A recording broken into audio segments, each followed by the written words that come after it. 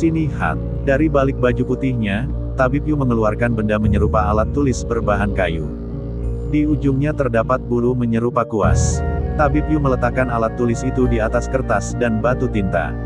Matanya menatap tajam ke atas kertas putih di hadapannya. Dengan cekatan ujung kuas ia celupkan ke batu tinta dan tangannya mencoret-coret di atas kertas. Pandangannya tak ia palingkan dari kuas dan kertas. Ia berkonsentrasi membuat tulisan indah di atas kertas. Sependidih air, kertas putih polos di hadapannya telah berisi tulisan indah. Sungguh indah, Kongkong. Tulisan apakah ini? Raden Sinjar bertanya. Ini adalah Sinihat. 10 tahun terakhir ini, aku banyak mempelajarinya. Konon katanya Sinihat ini merupakan seni tulis indah yang menggabungkan dua tradisi Cina dan Arab. Sinihat adalah seni menulis indah aksara Arab ke Cina. Tabib Yu memberi penjelasan singkat. Meskipun tulisan ini indah, apa pentingnya Kongkong menjelaskan Sinihat ini kepadaku? Sinihat adalah tradisi peninggalan leluhur yang telah aku gubah menjadi seni menjaga diri. Ini adalah kuas bulu serigala atau langhao. Benda ini nantinya akan kuberikan kepadamu, cucuku. Tabib Yu memberikan kuas itu kepada Raden Sinjar. Terima kasih Kongkong. Namun izinkan cucumu ini kembali untuk bertanya. Apa hebatnya kuas ini hingga bisa menjaga diriku?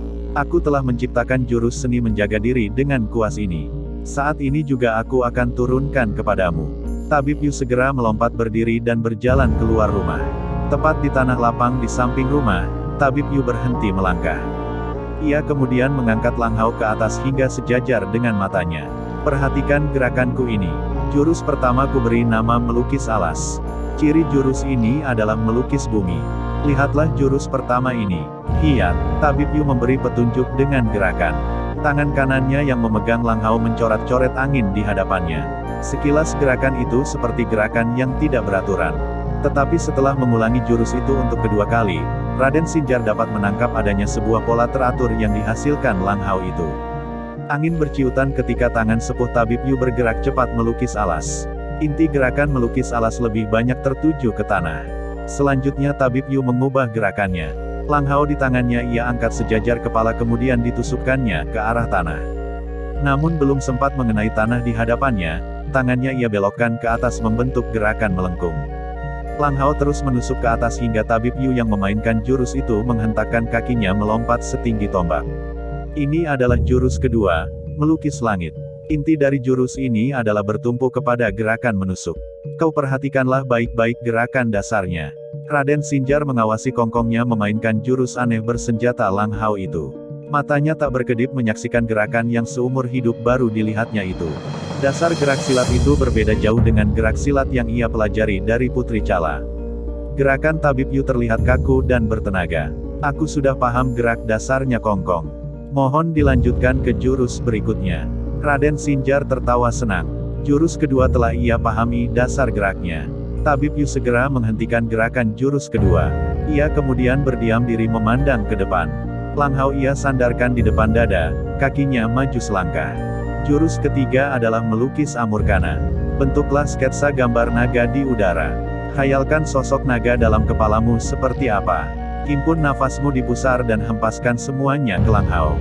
Lihat gerakanku. Tabib Yu mencoret langit di atas kepalanya dengan lukisan naga. Tenaganya ia kerahkan melalui kuas bulu serigala. Sosok naga buatan Tabib Yu tak sempat terekam oleh mata Raden Sinjar. Ia hanya memperhatikan bahwa di antara gerakan yang tidak beraturan itu, langhao di tangan Tabib Yu saat mulai dan selesai gerakan bertemu di titik awal. Menutup jurus melukis Amurkana, Tabib Yu Eren menghantamkan langhao ke angkasa. Tiba-tiba terdengar ledakan keras. Dar, dar, dar.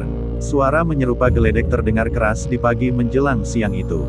Raden Sinjar yang menyaksikan kehebatan jurus Amurkana, berubah air mukanya. Ia tak menyangka jurus itu akan meninggalkan pengaruh demikian hebatnya. Cepat engkau praktekkan 3 jurus Sinihat ini. Aku akan melihat apakah dasar gerak jurus-jurus itu telah sempurna engkau tangkap. Tabib Yu segera memberi perintah kepada Raden Sinjar untuk berlatih.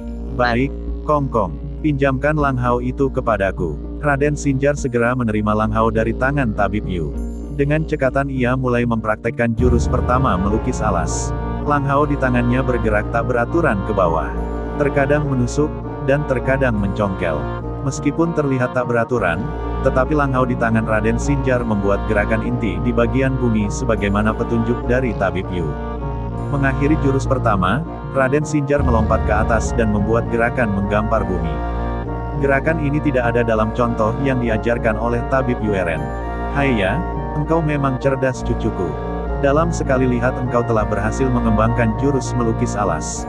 Lanjutkan jurus yang kedua. Tabib Yu Eren berseru senang. Tabik, Kongkong. Selanjutnya jurus melukis langit. Aku minta petunjuk. Raden Sinjar bersemangat. Gerakan dasar jurus itu adalah gerakan menusuk ke atas. Jika pada jurus pertama Langhao bertumpu pada sasaran bumi, jurus kedua sangat berbeda. Gerakan Langhao lebih dominan gerakan menusuk. Namun di tangan Raden Sinjar, gerakan Langhao yang sebelumnya kaku berubah menjadi indah.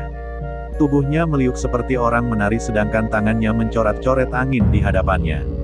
Gerakan itu menjadi gerakan awal dari jurus kedua. Setelah menari dengan Langhao di tangan, Raden Sinjar menusukkan kuas bulu serigala itu ke tanah dengan sekuat tenaga. Kemudian Langhao yang meluncur ke bawah itu berbelok 180 derajat. Ini adalah gerakan tipuan yang dapat memperdaya musuh. Langhao berubah arah menusuk ke atas diiringi dengan lompatan tubuh Raden Sinjar. Ia bersalto di udara menutup jurus kedua. Memang aku tak salah menurunkan jurus ciptaanku ini kepadamu, Sinjar. Engkau tidak mengecewakanku. Tabib Yu Eren tak dapat menahan kagumnya. Ia bersorak kegirangan melihat jurus kedua juga telah dikuasai dengan baik oleh Raden Sinjar. Ini jurus ketiga, Kongkong. Melukis Amurkana. Raden Sinjar meletakkan Langhao di dadanya. Sejenak ia berkonsentrasi menghimpun tenaga di pusar. Seketika tenaganya ia salurkan ke tangan yang memegang Langhao. Tangannya melukis naga yang bertubuh panjang. Tubuhnya dengan gesit menyambar dari kanan ke kiri hingga 3 tombak. Ia melakukan gerakan itu sambil meliupkan tubuhnya seperti naga yang tengah dilukisnya. Seketika tubuhnya berbalik arah seolah menarik lukisan yang telah diguratnya tadi. Tubuhnya meliup dari kiri ke kanan hingga bertemu titik pangkal. Menutup jurusnya, Raden Sinjar menghempaskan pukulan ke pohon bungur besar yang ada di depannya. Seketika terdengar suara bercuitan. Dalam pandangan Tabib Yu dari Langhao di tangan Raden Sinjar seperti mengeluarkan gelombang magnet. Pukulan itu berhenti ketika mengenai pohon bungur besar. Jika sebelumnya jurus ketiga menimbulkan suara seperti geledek di angkasa, tetapi pukulan jurus ketiga yang dilakukan Raden Sinjar tidak menimbulkan bunyi ledakan. Tabib Yu Eren yang berpengalaman diam tak memberikan komentar. Sepertinya ia masih menunggu apa yang akan terjadi dengan pohon bungur besar itu. Ser, wus. Tiba-tiba dedaunan pohon bungur besar itu rontok seketika. Ribuan daun itu jatuh beterbangan. Seketika suaranya menimbulkan gelombang angin hingga terasa oleh Tabib Yu Eren. Itulah kehebatan jurus Amurkana.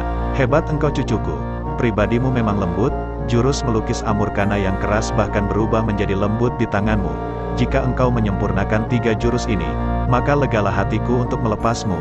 Mata Tabib Yu Eren terlihat berkaca-kaca.